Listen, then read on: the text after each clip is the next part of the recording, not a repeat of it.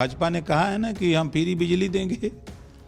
अब तो अभी हम अखबार में पढ़े हैं कि बिजली का रेट बढ़ने जा रहा है। आजमगढ़ में आपसे कहा था, गाजीपुर आपसे कहा था, अम्बेडकर नगर आपसे कहा था, मऊ आपसे कहा था, बलिया आपसे कहा था। मैं जब जब गिनाता था, मऊ की 10 सीट जीत गए, अम्बेडकर नगर की 5 जीत गए, गाजीपुर की 7 जीत गए, मऊ की 4 में 3 जीत गए। आपके नेतृत्व को नहीं नकारा जनता? नहीं, अगर नकारा होता तो 125 सीट कैसे देता। 125 सीट बहुत मायने रखती है। बहुमत तो नहीं मिला ना। वो ठीक है, बहुमत तो ये तो प्रकृति का नियम है कि परमानेंट किसी के साथ बहुमत नहीं रहा है, न रहेगा। देखिए, हम जिस वोट को अपने साथ लाना चाहते थे और उस वोट में बड़ी अशिक्षा है। अशिक्षा की वजह से उसको शिक्षा का महत्व समझ में नहीं आता है, नौकरी की बात उसको समझ में नहीं आती है। तो कैंडिडेट अमित शाह जी के कमरे में तय हुआ और सिंबल बहुजन समाज पार्टी के यहाँ मिला। तो आप तो थे, देखा आपने ना तो उनको टिकट मिला, बहुत घमंड था।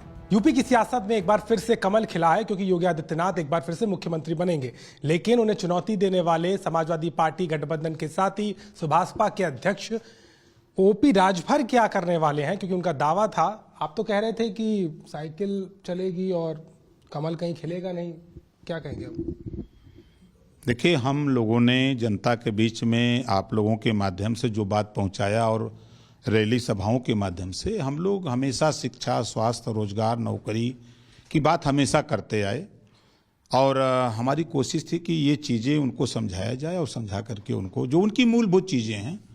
लेकिन विपक्ष उनको हिंदू मुसलमान, भारत पाकिस्तान, राशन और साइकिल पे बम, ये समझाने में ज़्यादा उनको समझ में आई। हम लोगों की बात थोड़ा, सच बात थोड़ा देर में समझ में आती है। मतलब समय लगेगा और समझाने? नहीं, अब तो आ गया। अब तो जैसे कि चुनावी घोषणा पत्र में भाजपा ने कहा है ना कि हम फ्री बिजली देंगे। अब तो अभी हम अखबार में पढ़े हैं कि बिजली का रेट बढ़ने जा रहा है। फ्री देने की बात तो छोड़ दीजिए, बढ़ने जा रहा है। अब शपथ हमारे मुख्यमंत्री जो नए आते हैं शपथ ले लें, अब उसके बाद बिजली का दाम बढ़ता है कि फ्री करते हैं तब न बोलें। आपने कहा था गाजीपुर में सुपड़ा साफ कर देंगे, वो आपने कर दिया। पूर्वांचल में आप मुझसे उस दिन बात करते हुए कह रहे थे कि देखिएगा यहाँ से नहीं निकलेगी, लेकिन पूर्वांचल ने ही बीजेपी को ज्यादा फायदा कर दिया। आपको लगता है जो MY फैक्टर पे अखिलेश यादव चल रहे थे वो फेल हो गया? नहीं, देखिए, आजमगढ़ में आपसे कहा था, गाजीपुर आपसे कहा था, अम्बेडकर नगर आपसे कहा था, मऊ आपसे कहा था, बलिया आपसे कहा था। मैं जब जब गिनाता था, मऊ की 10 सीट जीत गए, अम्बेडकर नगर की 5 जीत गए, गाजीपुर की 7 जीत गए, मऊ की 4 में 3 जीत गए, बलिया की 7 में हम 4 जीत गए। अब इससे बेहतर रिजल्ट हम क्या दे सकते हैं? आप सिद्धार्थनगर को देखिए, बस्ती को देखिए, संत कबीर नगर को देखिए। हम जहां जहां मतलब जो आपसे वादा किए थे, हम उसमें 1 नंबर हैं। आगे का भविष्य क्या होगा? क्या ओपी राजभर अभी भी अखिलेश यादव के साथ खड़े दिखेंगे, या जैसा कहा जा रहा था शाम की चाय दयाशंकर के साथ आप पीते थे, तो चाय के बाद अब खाने तक बात बढ़ी? या चाय पीने में क्या गुरेज है?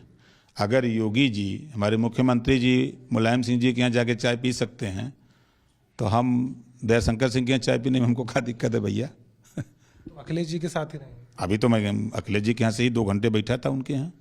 क्या विचार विमर्श हुआ? अखिलेश जी का क्या मानना है इस समय, जिस तरीके का गठबंधन 125 तक पहुंच गया है, कमी कहाँ रह गई? क्या मान रहे हैं इस वक्त गठबंधन को लेकर? देखिए, हम लोगों ने जनता के बीच में जो बात रखी, हम समझाने में फेल हैं। हम अपने को ही स्वीकार करते हैं। जनता के बीच में जो बात हमको कहनी थी, हमने कहा।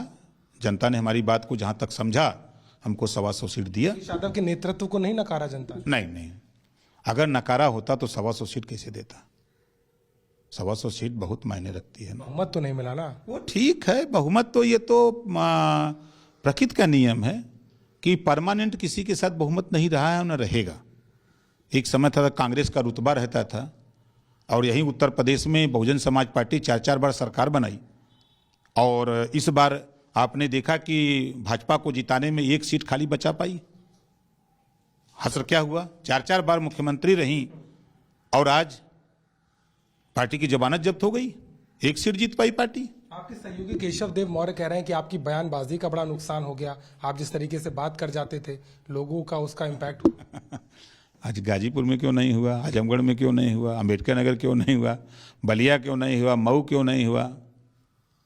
संत कबीर नगर क्यों नहीं हुआ? बस्ती क्यों नहीं हुआ? उधर क्यों नहीं हुआ? देखिए, अलग अलग सोच है, अलग अलग विचार है। जहाँ 10 लोग हैं तो 10 विचार के लोग हैं, और ऐसा कुछ नहीं है। बीजेपी ने क्या किया, अगर उसको छोड़ दें आपकी कहाँ कमी रह गई? कोई 3 ऐसी बातें बता पाएंगे जहां लगता है कि गठबंधन यहाँ पीछे रह गया? देखिए, हम जिस वोट को अपने साथ लाना चाहते थे, और उस वोट में बड़ी अशिक्षा है। अशिक्षा की वजह से उसको शिक्षा का महत्व समझ में नहीं आता है, नौकरी की बात उसको समझ में नहीं आती है। जो कभी बीमार नहीं हुआ या जिस परिवार में कोई हॉस्पिटल नहीं गया, तो उसको हॉस्पिटल का दर्द समझ में नहीं आया कि हम फ्री इलाज की बात जो कर रहे थे, तो वो उसको समझ में नहीं आया। लेकिन जो हॉस्पिटल हो आया था, उसको समझ में आया कि कितना हमको ज़मीन रखनी पड़ी, सूती रुपया लेना पड़ा, हमको कहाँ कहाँ भटकना पड़ा। मायावती तो कह रही है पूरा मुसलमान का वोट आपकी तरफ ट्रांसफर हो गया गठबंधन को, उसके बावजूद भी आप लोग नहीं जीत पाए। अब मायावती जी भाजपा को जिता रही थी तो वो कहाँ बोल रही हैं? हम उनको कम से कम 125 सीट का नाम बता दें। हम जहाँ से जीते हैं वहीं बहुजन समाज पार्टी ने पहले राजभर को टिकट दिया, फिर दिल्ली में तय हुआ कि नहीं नहीं, राजभर को कोई हरा नहीं सकता, वहाँ मुसलमान बसपा से लड़ाओ, तो कैंडिडेट अमित शाह जी के कमरे में तय हुआ, और सिंबल बहुजन समाज पार्टी के यहाँ मिला। तो आप तो थे, देखा आपने ना तो उनको टिकट मिला, बहुत घमंड था। मैं तो शुरू से कह रहा था कि जितना बीजेपी और बसपा दोनों मिलके पाएंगे, उतना वोट हम अकेले पाएंगे। एक बात और कही जा रही है, आप भले ही गढ़ गिना रहे हो कहाँ आप जीत गए, लेकिन अखिलेश यादव 2012 में मुख्यमंत्री बनने के बाद एक भी चुनाव नहीं जीते। इस नेतृत्व के साथ आप अभी भी खड़े हुए हैं, क्या भविष्य में संभावना है? आप क्यों, कैसे लोग झूठ क्यों बोलते हैं? लोकसभा चुनाव नहीं जीते पार्टी एक भी कोई चुनाव नहीं जीती उत्तर प्रदेश में। 14, 17, 19, 22 आजमगढ़ बहुमत की बात हो रही, 14, 17, 19, 22 नहीं, आजमगढ़ में लोकसभा जीते ना, आप 19 में ही लोकसभा जीते हैं ना। अपनी सीट जीते नहीं, राष्ट्रीय अध्यक्ष के तौर पर पार्टी। अभी करैल लड़े थे, कहाँ करहल, कौन सीट है ना, करहल जीते ना। ये जो लोग कहते हैं, देखिए अलग अलग सोच के लोग हैं, और अगर धरातल की बात करें, कहने से पहले हमको सोचना चाहिए कि हम जो कह रहे हैं, और ये चुनाव के पहले की बातें हैं कि कुछ भी कहा जा सकता है, लेकिन चुनाव के बाद कि जो परिदृश्य है वो साफ हो जाता है और रिजल्ट आ जाता है।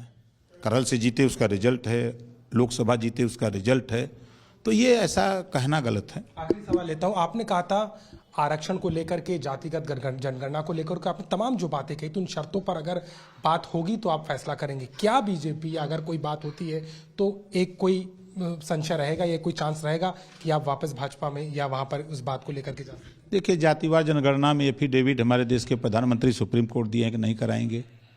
सामाजिक न्याय समिति की रिपोर्ट रद्दी की टोकरी में रखे हुए हैं, 3 साल नहीं कराए।